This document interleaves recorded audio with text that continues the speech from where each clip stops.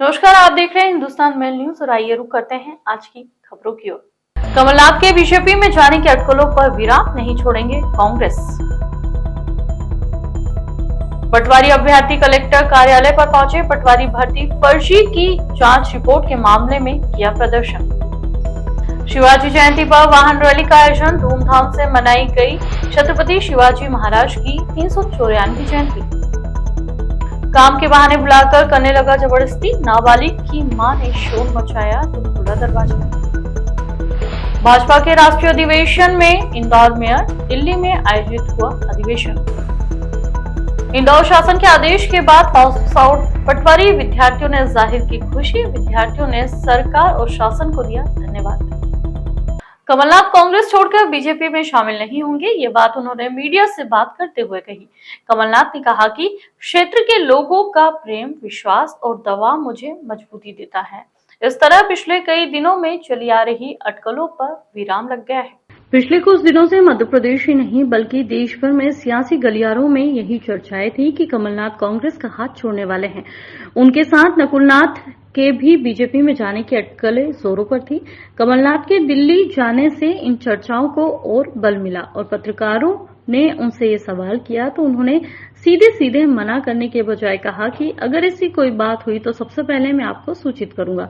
वहीं उनके काफी करीबी माने जाने वाले सज्जन सिंह वर्मा के हवाले से भी खबर आई थी कि वो दिल्ली में हैं और कमलनाथ के साथ वो भी बीजेपी में जाने वाले हैं। लेकिन अब इन सारी अटकलों पर पटाक्षेप करते हुए कमलनाथ ने कहा कि वे कहीं नहीं जा रहे हैं और कांग्रेस के साथ ही रहेंगे। उन्होंने कहा कि क्षेत्र के लोगों का प्रेम, विश्वास और दबाव मुझे मजबूती देता है। इस तरह खुद कमलनाथ ने साफ कर दिया कि ये सारी चर्चाएं महज अफवाहें हैं और उन्होंने कभी नहीं कहा कि वो कांग्रेस छोड़कर बीजेपी में जा रहे हैं। उनके बेटे और छिंदवाड़ा से कांग्रेस सांसद नकुलनाथ भी बीजेपी नहीं ज्वाइन करेंगे। वहीं इस मुद्दे पर सज्जन वर्मा का बयान भी सामने आ चुका है, जिसमें वो कह रहे हैं कि कमलनाथ जी का ना ही ऐसा कोई विचार है, ना ही उनकी किसी से चर्चा हुई है। ये सब मीडिया का बनाया हुआ प्रश्न है और ये बात कभी भी उनके द्वारा नहीं की गई है। पटवारी भर्ती फर्जी वाले की जांच रिपोर्ट सार्वजनिक करने और एमपीपीएससी की 2000 पदों पर जल्द भर्ती निकालने सहित अन्य मांगों को लेकर सोमवार को सैकड़ों की संख्या में पटवारी अभ्यर्थी कलेक्टर कार्यालय पहुंचे, जहां कलेक्टर कार्यालय के बाहर सैकड़ों छात्र सड़कों पर बैठकर शासन के खिलाफ जमकर नारेबाजी करने लगे। इस दौरान एडीएम कल्याणी पांडे ज्ञापन लेने छात्रा के पास पहुंची, लेकिन छात्र कलेक्टर आशीष सिंह से मिलने पर अड़े थे, जिसके बाद एडीएम को वापस लौटना पड़ा। छात्रों की मांग है कि शासन छात्रों के साथ अन्याय कर रहा है और पैसे लेकर उन्हें टॉपर बनाया जा रहा है। कई छात्रों को ठीक से हिंदी भी लिखना नहीं आती। ऐसे छात्रों को पटवारी भर्ती में टॉपर बनाया गया है, जिससे स्पष्ट लगता है कि कहीं न कहीं धांधली जरूर है। नेशनल एजुकेटेड यूथ यूनियन के पदाधिकारी राधे जाट ने प्रदेश सरकार को चेतावनी देते हुए कहा कि आगामी 2 दिनों के बाद पूरे प्रदेश के नेशनल एजुकेटेड यूथ यूनियन के नेतृत्व में छात्र भूख हड़ताल पर जाएंगे। साथ ही इस पूरे मामले को अब कोर्ट में ले जाने की बात भी कही। उन्होंने कहा कि केवल पटवारी ही नहीं, इसमें ग्रेड 3 और जेल प्रहरी एग्जाम में गड़बड़ी के सबूत भी आज साथ लेकर आए हैं। उनका कहना है कि जब जांच की गई तो उनकी पीएनआर लिस्ट क्यों नहीं मांगी गई, रसीद भुगतान क्यों नहीं मांगे।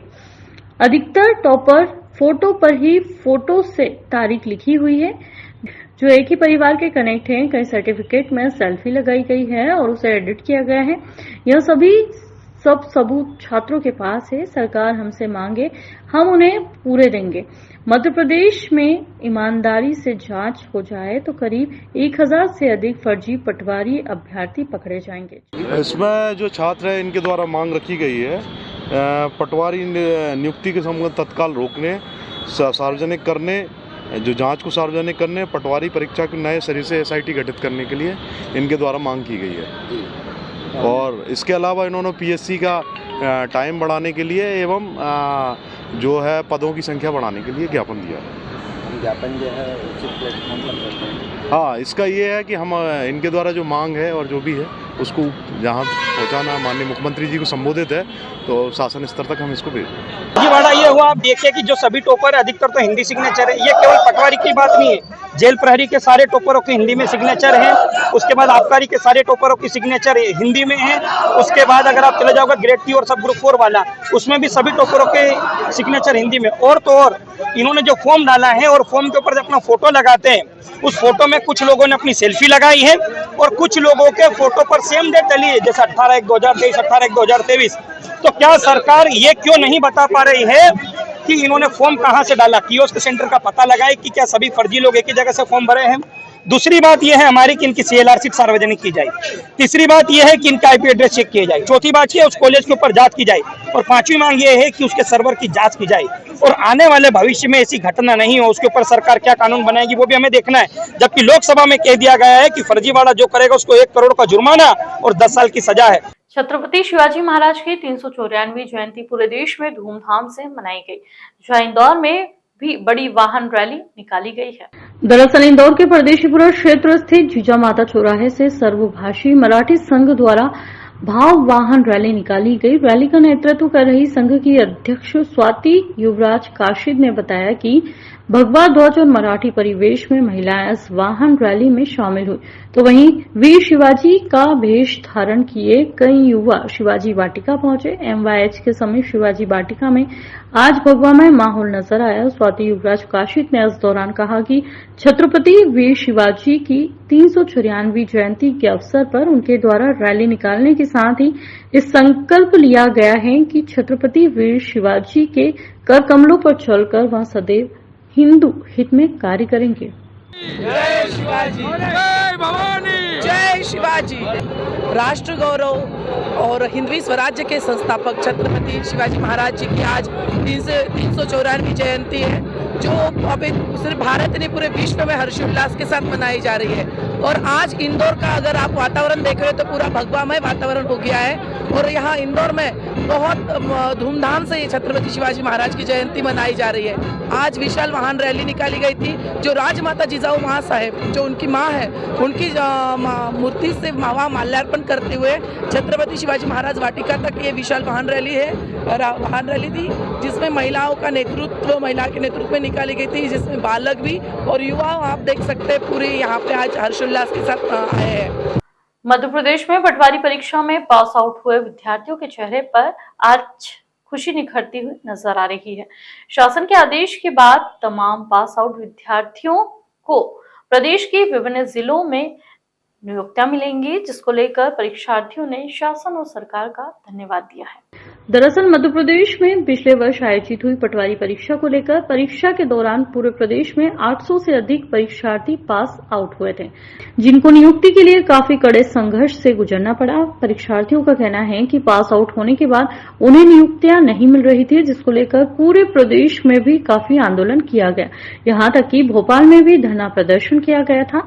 लेकिन अब शासन और सरकार द्वारा हमारे बीच और विचार कर एक बड़ा फैसला लेते हुए हमें नियुक्तियां देने का ऐलान किया गया है। इस कारण से हम पूरे प्रदेश की सरकार को धन्यवाद देते हैं। और उसके बाद फिर इस पे तथाकथित घोटाले की आरोप लगे। उसके बाद फिर सरकार ने इस पे जांच के आदेश दिए। फिर जांच में अभी कोई ऐसा कुछ घोटाला नहीं पाया गया। सरकार ने फिर इसकी नियुक्ति जारी करने के आदेश जारी कर दिए। छात्र पूरे प्रदेश में अगर बात की जाए पटवारी की तो सर 8 से 9 हज़ार छात्र हैं लगभग पूरे, जिन्होंने एग्ज़ाम पास किए इस बार। तो आज क्या कहना चाहेंगे सरकार को लेकर? आज सरकार से को हम धन्यवाद कहना चाहेंगे और साथ में जितने भी मीडिया चैनल से जितने हमारी मदद करी है, न्यूज़ ने भी हैं, सब ने जो मदद करी है उसके लिए हम उनका बहुत बहुत धन्यवाद करना चाहते हैं कि हमारी लड़ाई में उन्होंने हमारे साथ सहायता करी और जाँच हुई और अब नियुक्ति होने जा रही है। तो उसके लिए बहुत बहुत धन्यवाद सरकार का भी और सभी लोगों का जिन्होंने सहायता करी हमारी। भारतीय जनता पार्टी का राष्ट्रीय अधिवेशन बीते दिनों दिल्ली में आयोजित हुआ, जिसमें भाजपा देश की आशा और विपक्ष की हताशा विषय पर गृह मंत्री अमित शाह के द्वारा किए गए प्रस्ताव पर इंदौर के मैप और पुष्यमित्र भार्गव द्वारा राष्ट्रीय नेतृत्व सहित पूरे देश भर में अलग अलग जगह प्रतिदिन करने वाले बीजेपी के कार्यकर्ताओं के समक्ष अपने सुझाव रखे। दरअसल दिल्ली से इंदौर लौटने के बाद महापौर पुष्यमित्र भार्गव ने मीडिया से चर्चा करते हुए कहा कि पूरी दुनिया प्रधानमंत्री नरेंद्र मोदी को आशा भरी नजरों से देख रही है।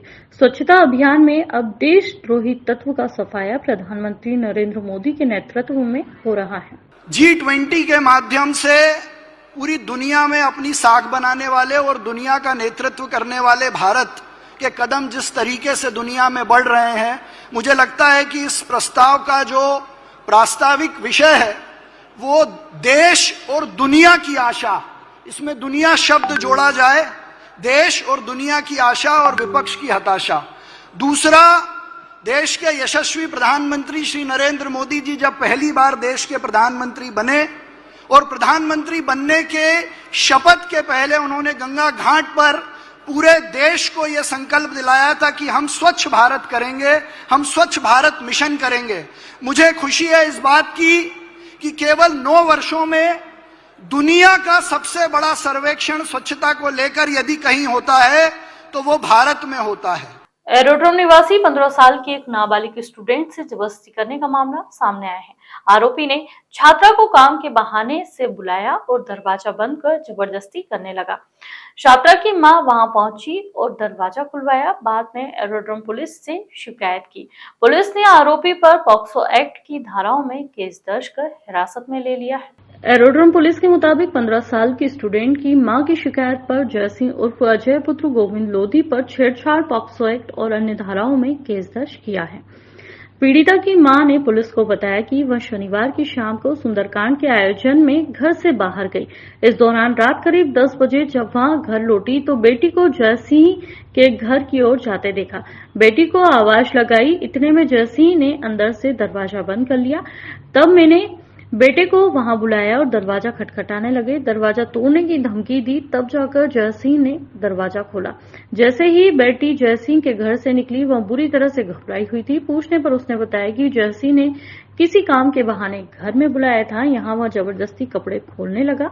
मैंने रोका तो जान से मारने की धमकी दी, लेकिन मां के आने के बाद जयसिंह ने दरवाजा घबराकर खोल दिया। पीड़िता की मां ने पुलिस को बताया कि जयसिंह मूल रूप से देवास का रहने वाला है और हमारे घर के सामने ही रहता है। मां की शिकायत के बाद पुलिस ने जयसिंह को हिरासत में ले लिया है।